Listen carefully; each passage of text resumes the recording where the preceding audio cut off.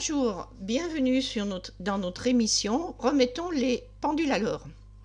Alors nous allons faire un petit tour des actualités et voir donc un petit peu ce qu'il en retourne. Alors, nous voyons donc Colantness à la prison de Fresnes. Voilà. Donc tout le monde a plus ou moins a dû voir dans ces images qui, pour beaucoup, étaient considérées comme choquantes, c'est-à-dire des détenus qui s'amusent, des détenus qui rient, des détenus qui font du karting, ce qui évidemment évoque aussi la passion des rodéos en ville, etc. Pour quelles raisons? Eh bien, pour beaucoup, eh bien, les détenus sont là pour réfléchir à leur action. Ils ne sont pas là pour s'amuser. Ce n'est pas une colonie de vacances. Alors, pour la colonie de vacances, on va passer tout de suite à une autre image. Un instant.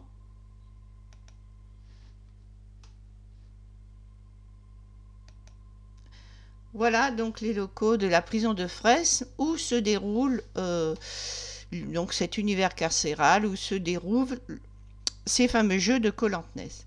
Alors c'est quand même pas tout à fait l'ambiance, je pense, colonie de vacances ou Club Med. Hein. Ça rappelle plutôt peut-être effectivement ces alignements d'immeubles, de cages à poules ou tout ce qu'on veut. Bon. C'est effectivement un parallèle peut-être dans le milieu où vivent certains et que c'est peut-être aussi nécessaire qu'ils prennent à vivre autrement. Donc moi, ces images, elles ne m'ont pas choquée outre mesure, même pas du tout, parce que c'est pas là le problème pour moi. Je peux concevoir qu'effectivement, si des personnes sont mises sous pression toute l'année, que cela peut être un moment de décontraction qui peut faire voir un autre aspect, une autre possibilité de vivre. Parce que n'oublions pas que ces gens qui sont violents, qui viennent d'un milieu où règne la violence, eh bien ça débouche justement sur une perversion du plaisir. C'est-à-dire qu'on trouve son plaisir dans la souffrance de l'autre et dans la domination. Donc, si au cours d'une journée, certains s'amusent et comprennent qu'on peut trouver son plaisir autrement qu'en exploitant ou marchant sur son prochain, qu'ils ne considèrent d'ailleurs pas comme leur prochain, ce n'est pas forcément une mauvaise chose. Et évidemment, ce n'est évidemment pas suffisant. Éteignez pas tout de suite la vidéo, laissez-moi finir. Moi, personnellement, de toute façon, je ne suis pas favorable à la prison. Je suis favorable plutôt à organiser des travaux obligatoires. Travaux obligatoires qui tiennent plus des travaux, non pas tels qu'on les voit collectifs, usage, comment dire, des travaux d'intérêts généraux tels qu'on les conçoit actuellement, mais bien des travaux qui s'apparentaient plutôt aux anciens travaux forcés, hein, en veillant quand même sur ce qu'il n'y ait pas de problèmes nutritionnels, maltraitance à outrance, évidemment, des prisonniers. Hein. Mais oui, baser sur l'idée, vous avez une dette envers la société et cette dette, vous allez la rembourser. Et je crois qu'on a de nombreux travaux qui, justement, pour lesquels on peut manquer du monde et qu'on pourrait utiliser ce type de personnes. Je pense même au solaire, par exemple. Hein, si travailler en plein désert, là on n'a pas de problème d'évasion déjà, c'est déjà plus limité. Eh bien c'est là-dedans qu'on devrait peut-être investir et utiliser aussi des prisonniers, même les louer si on veut, dans certains cas.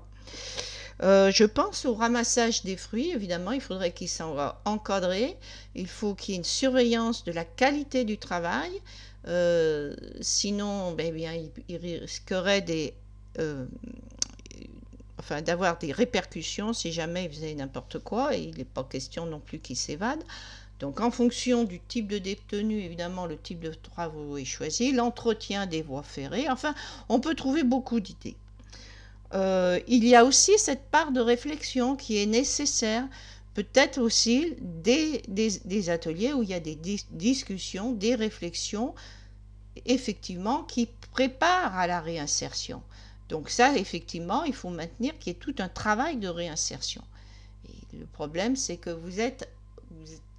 comment dire, submergés par cette vague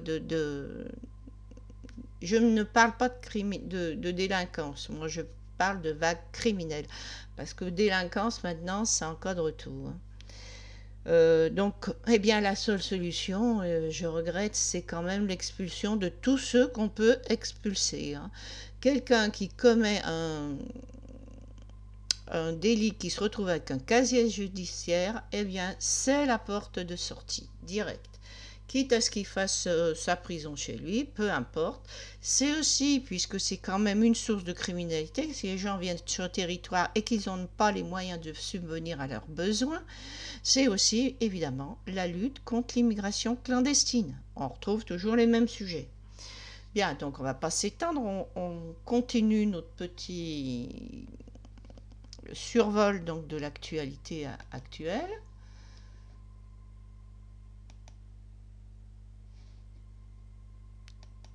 Alors, voilà. Donc, nous lisons la dernière. Donc, le problème de la centrale nucléaire de Zaporizhia, donc en Ukraine, qui a subi donc les assauts de la guerre, avec des risques donc de détérioration et d'accidents nucléaires. Donc on peut lire, jeudi, la dernière ligne électrique haute tension reliant le site au réseau a été coupée. Le complexe fragilisé par des défaillances, les bombardements, l'occupation militaire russe et la fatigue des personnels ukrainiens est dans un état critique. Une mission de la IEA devrait arriver sur place dans les prochains jours. Bon, et cette mission a dit qu'effectivement il y avait des dangers, hein. Donc, je me souviens, moi, du début, je suis assez âgée pour cela, du début du nucléaire. Le nucléaire, eh bien, on vous disait, oui, faut remettre en question le fait d'aller mettre des centrales dans des pays qui ne sont pas sûrs, qui ne sont pas stables, des centrales à l'Inde, au Pakistan, mais c'est de l'irresponsabilité. Mais par contre, chez nous, c'est différent, l'Europe est un pays stable, etc. On voit que la stabilité politique, eh bien, on ne peut jamais la prévoir. On n'a pas prévu un retour de la guerre en Europe. On n'a pas prévu un Poutine menant une politique agressive. Et on n'a pas prévu qu'une centrale pourrait se retrouver en plein milieu d'un conflit militaire. Alors, c'est une centrale nucléaire, mais je vous rappelle qu'en France, elles ont quand même un minimum de protection, de lourd béton. Mais je vous rappelle le problème de la Hague. Le problème de la Hague, où, alors je ne sais plus, il faudrait voir si maintenant ils ne sont pas en train de construire un autre hangar, mais je crois qu'ils ne sont pas. Le problème, c'est comment. C'est aussi un risque, hein, de faire un hangar protégé au-dessus de celui qui est actuellement. Le problème de la Hague, c'est que vous avez des piscines dans lequel on mène aux vieux réacteurs nucléaires qui sont pollués, des centrales donc qui ont été fermées. On retrouve les déchets radioactifs qu'on sort des centrales en marche, qui sont récents, pour le temps que le plus gros de la radioactivité, on va dire, diminue. Et donc ces centrales, mais sont pires. S'il y arrivait un accident, j'ai vu que c'était pire que ce qui a pu arriver à Tchernobyl ou à Fukushima. J'ai vu quelque chose de vraiment catastrophique à ce sujet.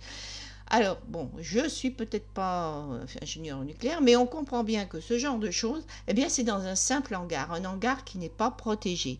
Et espérons qu'il n'y ait jamais rien qui tombe du ciel, un séisme ou je ne sais quoi.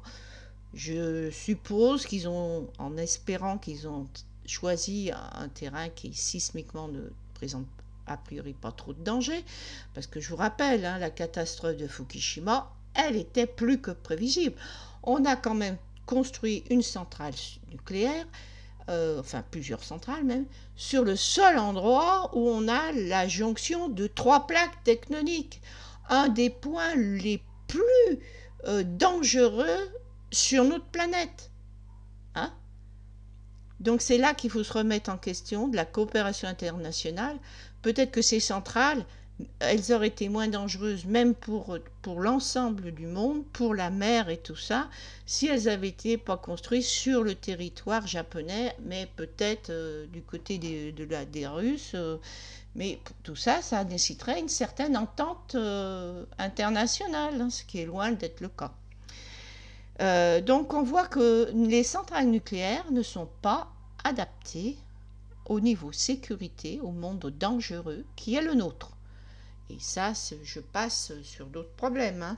Il y a le problème, bon maintenant tout le monde crie à haro à ceux qui ont parlé de vouloir faire la transition énergétique pour la bonne raison qu'elle n'a pas été faite, tout simplement. Mais on a toujours les mêmes problèmes. On a eu le PR de Flamanville, par exemple, qui a tout de même coupé 11 milliards au lieu de 3 milliards. On a donc des problèmes de coûts, des problèmes techniques, etc. Et on a toujours ces problèmes liés au coût du démantèlement. Et est-ce qu'on est...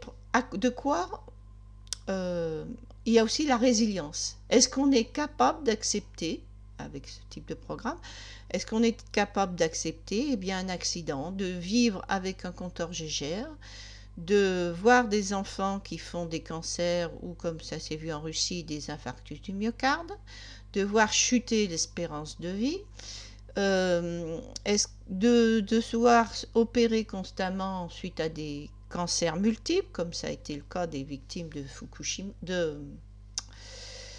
après la bombe atomique, là au Japon.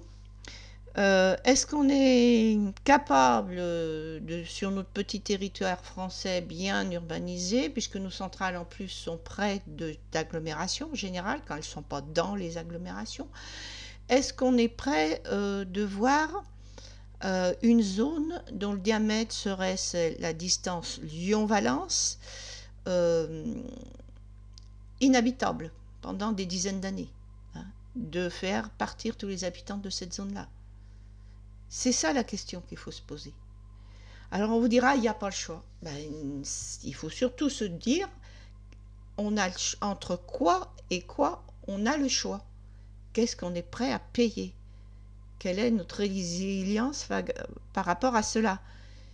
Et on peut s'interroger sur cette espèce de focalisation sur le Covid-19, cet investissement qu'il y a eu là-dessus, comparé à des problèmes énergétiques qui sont quand même autrement plus dangereux et problématiques. Alors on n'hésitera pas à mettre en danger le patrimoine génétique carrément d'un peuple, et par contre on va se focaliser, bon, cherchons pas. Bien, on va passer à autre chose, puisqu'on ne peut pas passer, il y aura encore beaucoup à dire, mais on a d'autres choses à dire. Voilà. Alors, Pontoise, la famille du motard qui a blessé une fillette lors d'un rodéo urbain, expulsée de son logement social. Ah, ça c'est bien. Oui, bon, il est expulsé, mais pour aller où? Est-ce qu'ils seront pas relogés? Est-ce qu'ils vont aller sous les ponts ou est-ce qu'ils vont être relogés dans un autre logement social? Ou est-ce qu'ils seront expulsés de France s'ils sont étrangers? Ou s'il n'est pas étranger, mais si un étranger se comporterait ainsi, est-ce qu'il serait expulsé? C'est cela les questions auxquelles j'aimerais qu'on réponde. Parce qu'en France, le problème, comme vous l'avez vu avec les camps de migrants, etc., on va dire en Europe, on ne résout jamais aucun problème, on se contente de le déplacer. Hein, c'est le cas aussi avec les amateurs de crack là, qu'on a à Paris, où on les chasse d'un jardin, on fait un mur pour les séparer des habitants, enfin bon, bref. Bien, donc toujours les mêmes questions.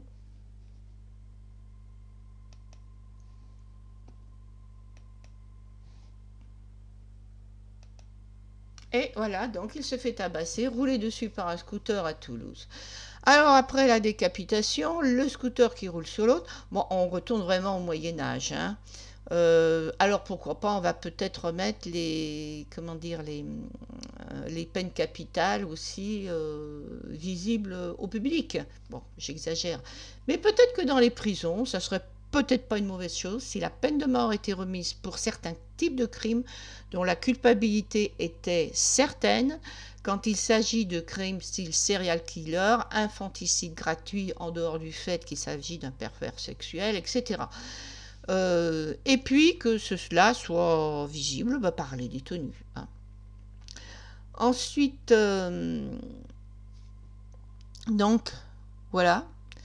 Donc le problème de la moto, de la rodéo, je pensais plutôt l'équivalent du cheval, du chevalier, entre parenthèses, ou grand brigand du Moyen-Âge. Hein. Donc, sauf, c'est pas des chevaliers, hein, maintenant, c'est des gens qui sont en conquête territoriale. D'ailleurs, ce qui était l'époque du Moyen-Âge, conquête territoriale. Mais on n'est plus à une époque où où on devrait être en guerre, où on devrait avoir ces guérillas de conquête territoriale, parce que précisément, il n'y a plus de territoire à conquérir, hein, si ce n'est au détriment de la vie des autres. Donc, on en vient donc pour tout ce qui avait été avant, hein, que ce soit le problème énergétique, parce que même si on prend une énergie pour une autre, la consommation d'énergie est révélatrice de l'activité humaine et toutes les activités humaines sont liées à des pollutions. Alors ça va faire le lien avec le dernier sujet qu'on va voir tout à l'heure. Et les pollutions mettent en péril vraiment la vie sur Terre. On en est à polluer les océans, à menacer la vie maritime. Et il ne peut pas y avoir de vie maritime, de vie sur Terre si la vie maritime disparaît. Hein. Bon, on ne va pas s'étendre là-dessus, mais voilà ce qu'il en est. Hein. Donc, je vous rappelle les fleuves en Chine qui sont toutes les couleurs, de l'orange au vert, etc. Leurs fleuves immenses qui sont presque pratiquement des mers qui s'écoulent au point de vue superficie et qui sont pollués au point que la pêche disparaît. Hein. Donc, c'est ça aussi la pollution. On vous montre des images, bon tiens, j'aurais pu vous montrer aussi, d'une immense porcherie d'un immeuble de je ne sais combien d'étages en Chine rempli d'une porcherie industrielle. Vous imaginez hein, ce que ça doit générer au niveau méthane, au niveau boue, au niveau pollution des eaux, tout ce que vous voulez. Or, pourquoi le chinois, c'est pas qu'ils ont tant lié au fait de l'augmentation de la population, mais c'est que les Chinois, avant, se nourrissaient énormément de pêche. Et ça, c'est terminé puisqu'ils ont pollué leurs rivières et on vide les océans. Donc, tout cela remet en question, c'est la démographie. L'immigration aussi liée à la démographie. Et on est en train on vous parle de diminution de population parce que les gens diminuent le nombre d'enfants. Non, c'est faux. Ce qu'on fait surtout, c'est qu'on remplace une population dont la natalité s'effondre en Europe par une population nataliste et qui n'est pas prête de s'arrêter parce que si la natalité a baissé en Europe, c'est pas pour les mêmes raisons qu'elle pourrait la faire baisser avec ces populations-là, parce qu'il y a eu deux facteurs. Il y a eu la dernière guerre, surtout chez les Allemands, qui ne voulaient plus d'enfants qui servent de chair à canon.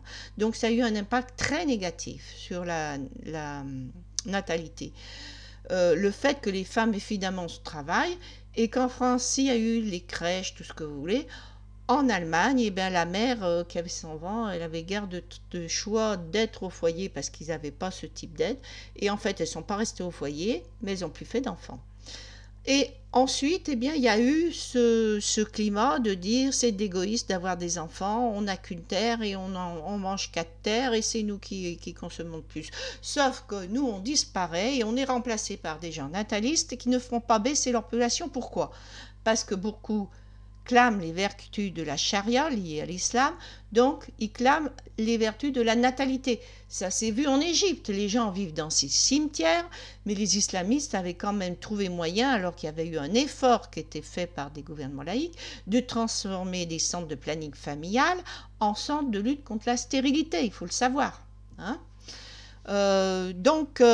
Tout consommation de l'énergie est liée à une activité humaine et pour diminuer cette activité, il n'y a qu'une seule solution, c'est contrôler les naissances dans un certain équilibre. C'est-à-dire, eh bien, moi, ce que je propose tout le temps, c'est que dans un pays, d'autres pays pourraient faire exactement pareil, hein, c'est d'ailleurs des mesures qui doivent être prises au niveau international, hein, les autochtones, maximum 4 enfants.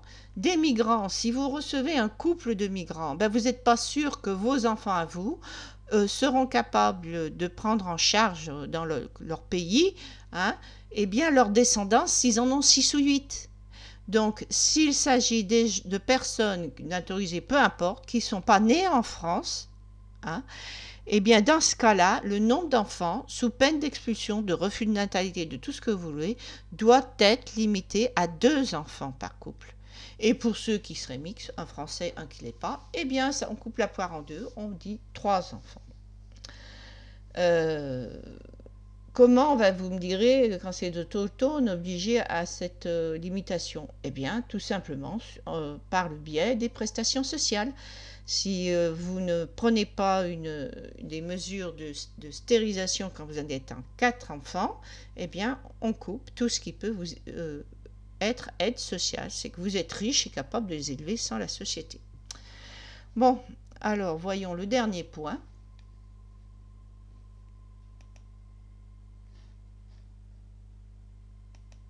Voilà. Alors, si ça fait crever les abeilles, ça nous fera crever aussi. Alors, regardez là, donc la référence de cette vidéo. Je vous conseille de l'écouter. Le cri de cet apiculteur est vraiment poignant, hein. Là, il vous montre que, bon, vous voyez d'autres plaquettes là qui sortent ces ruches qui sont remplies de miel. Donc, il dit, mes abeilles ne sont pas mortes de faim. Hein, c'est faux, c'est pas, elles ne sont pas mortes de faim. Elles sont mortes parce qu'elles sont empoisonnées avec les oh, flûte, ça y est, j'ai oublié, niconoïdes, là, enfin, vous savez, ces produits chimiques qu'on utilise en agriculture. Et ces produits, il vous explique dans la vidéo, restent jusqu'à 3 ans dans le sol et on renouvelle ça en plus toutes les années, hein. Donc, il dit que ces abeilles sont sorties tard, que le colza, lui, a fleuri tôt, et que donc elles ont butiné ce colza et le produit se retrouve dans le pollen. Donc ça tue les abeilles, ça en tue certaines, et il y en a d'autres qui perdent l'orientation et qui ne retrouvent plus leur niche, leur ruche. Donc il y avait du miel, le miel d'hiver comme ça, et malgré tout, eh bien ces abeilles sont mortes. Donc ça, c'est vraiment catastrophique. Alors moi, je dis qu'au lieu de, dans certains pays, bien, j'estime que, par exemple, quand vous avez vraiment des monstres dans des rivières où les gens risquent de se faire tuer, je peux comprendre que localement, la population les élimine, que ce soit des crocodiles, que ce soit des espèces d'énormes poissons, parce que ça permettra au moins aux locaux d'avoir une pêche pour eux, autant que le prédateur soit l'homme. Il y a un problème, parce que quand vous voyez dans la nature, c'est ça, c'est que quand un nouveau prédateur arrive, eh bien, il élimine les autres, parce que sinon, eh bien, c'est évident que la prédation est trop importante s'il n'y a pas une éviction entre les prédateurs. Donc de plus en plus, vous avez des pays, eh bien la seule solution si on veut garder un peu des grands mammifères prédateurs, c'est la limitation de la population humaine, on y revient. Sinon, côtoyer des zones urbanisées avec les animaux sauvages, c'est impossible, ça se fait toujours au détriment ou de l'animal ou de l'homme. Personnellement, voir des enfants bouffés par des bêtes sauvages, c'est pas bon truc. Donc, par contre, les abeilles, hein, eh bien, on sait que donner les conseils dans ces pays pour qu'ils gardent leur faune. Mais nous, nos abeilles, c'est quand même autre chose, c'est beaucoup plus important. C'est vraiment à la base de la vie, aux bases de la pyramide, hein, parce que ces abeilles, eh bien, elles sont aussi des pollinisateurs. Donc, c'est pas que le miel qu'on fait disparaître, c'est aussi la possibilité donc de fertiliser des fleurs comme les fleurs des amandiers. Hein, mais on cite ça parce que je pense aux amandiers en Amérique où ils ont des problèmes, où ils sont obligés de donner des antibiotiques à leurs abeilles, que leurs abeilles crèvent et qu'ils ont dû, parce qu'elles sont carencées, parce que c'est des monocultures en plus d'amandiers et que l'abeille a besoin de butiner de manière plus générale. Donc là, on doit vraiment continuer, soutenir les abeilles, s'intéresser à ça et lutter contre ces saloperies. Et on va vous dire, ah oui, mais on a besoin de l'agriculture et tout, etc. Vous voyez, on n'a plus le blé d'Ukraine, tout ce que vous voulez. Eh bien, de toute façon, si un jour nos terrains deviennent incultivables, si on ne peut plus fertiliser certaines plantes, hein, il y a aussi les fleurs de courge, hein, par exemple, qui ont des fleurs mâles, femelles, hein, et tant d'autres. Eh bien, ça ne nous servira à rien, nos produits chimiques, hein. Donc, encore une fois, ça passe par le contrôle des naissances, et c'est une politique qui doit être menée au point de vue international. Alors au niveau international, eh bien, il y a 2 axes sur lesquels je pense qu'il faut se battre.